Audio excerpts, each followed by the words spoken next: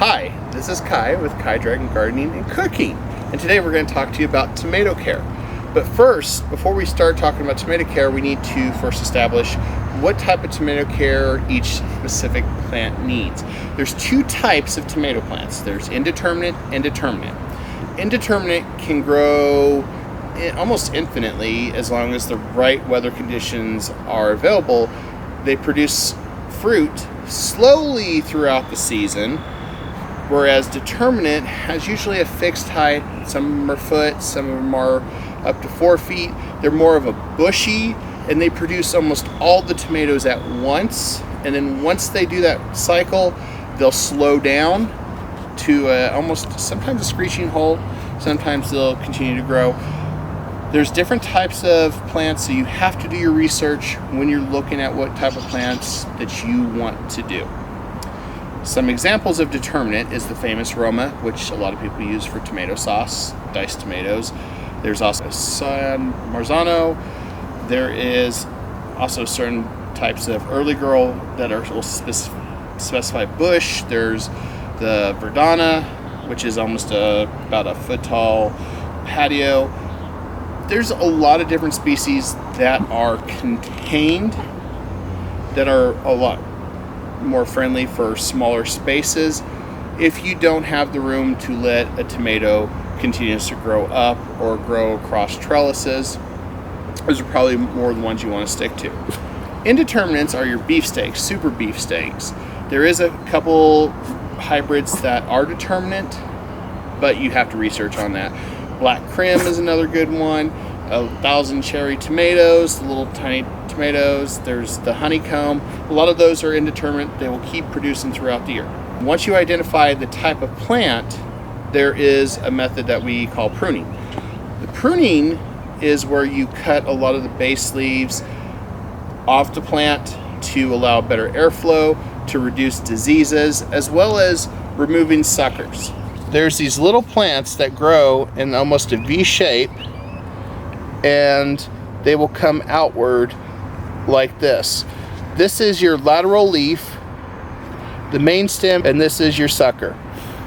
If you want them to continue to go straight and not produce other tomatoes in a different angle, you would get rid of these. There's a whole big dispute on suckers, whether they help or they hinder a plant. A sucker is basically a brand new tomato plant that continues to grow. It's another way tomatoes work on surviving throughout the seasons. It's really cool. You can take suckers, put them in water, induce roots, put it in there if it's indeterminate, and have a whole entirely new plant. So it's really fascinating how they continue to produce. The problem with this, and this is one that's still debated among gardeners, is that suckers and the lateral leaves take energy from fruit production and axil growth from the tomato plant. So what that means is, instead of focusing on producing flowers and growing upward, it's putting energy down to each compartment. That causes some problems, especially in your bigger tomatoes, where you have smaller tomatoes. Ever wonder why you have a beefsteak plant and you're expecting this big old tomato and you end up getting some like this? That's because energy is being siphoned to the suckers, to the lateral leaves, and the plant is trying to distribute energy everywhere. There's really no way to increase the energy output of a plant. You can, if you overfeed it, you're going to kill it. It's just the natural cycle of the plant. So you have to decide, do you want more tomatoes at a smaller size, or do you want bigger tomatoes? That's the first thing you got to consider. Second reason why we prune is health care. A lot of the lower leaves here are prone to disease and all types of bacteria because it hangs so low on the ground. When water splashes, there's a chance that these leaves can get infected with all sorts of things. Usually on indeterminate, you're wanting to probably cut 18 to 24 inches, but you don't do it all at once. If you do it at once, you risk killing the plant. So you got to kind of compartmentalize as the plant grows. In an effort to demonstrate this, we're going to take one of our honeycomb oranges, and it's good to always have these marked, and we're going to demonstrate. As you can see, this plant is really tall, and we kind of have to go through a lot of this. Down here was originally a sucker plant, as you can see, and it branched from the main and went up. With the smaller tomatoes like your 1000 cherry, I really don't think it matters if you leave extra suckers on. The only problem with that is you want to contain it still and make sure they're anchored, because it can topple the plant, it can overweigh it. There's a lot of factors you want to consider. In this case, we did keep both. One of the things you want is your good shears and rubbing alcohol. This is probably the most important thing when you're doing pruning. You must disinfect after every plant. Otherwise, if there is a disease, you run the risk of spreading the disease from each tomato plant, because they're all in the same nightshade family. Therefore, they are susceptible to the same type of diseases. And just a couple sprays, and then we will go to work. So down here, what we're looking at is seeing where kind of the plant starts and how we want to cut. We want to take about a third of the leaves off of this. So I think anything on this plant here below needs cut. On this one, probably anything below here. So we're going to work our way kind of mid down and start cutting it. And you want to cut as close as you can. And there is another sucker right here.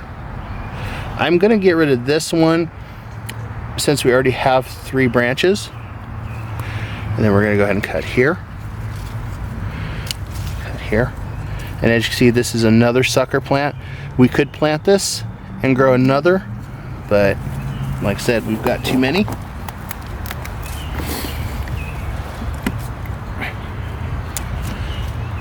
We got this.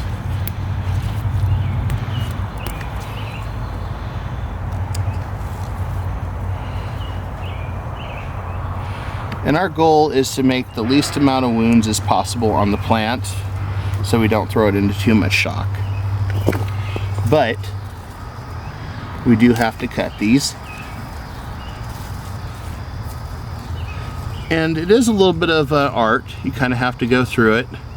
And as you can see, I got both the sucker and lateral leaf here, as we're trying to mitigate some of the suckers.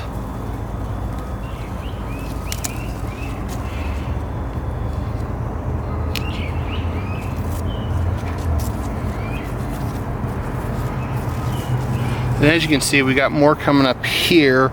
So this is about as good as I'm going to take this one for now. This one, I'm not going to do anything to it. I could, in theory, go ahead and take this off now because it's so small, but I'm going to leave that one for now. And then we'll go up here.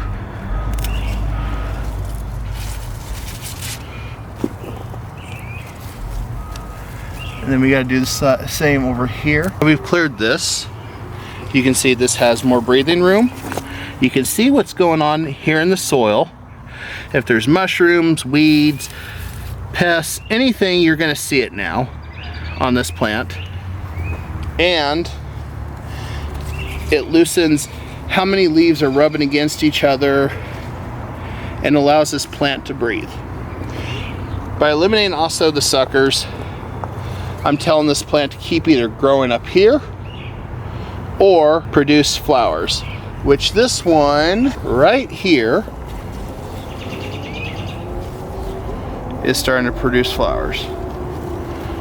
As you can see, it's not on the stem. It's this one here that's going to become flowers. Now, when you get closer to the end of the season, say month, maybe 15, 20 days, there's another pruning tip that we call topping off. I'm not going to do it this early in the season, but I will show you what topping off is. If you have a whole bunch of flowers here and they're all producing, this plant is still going to keep trying to grow upward.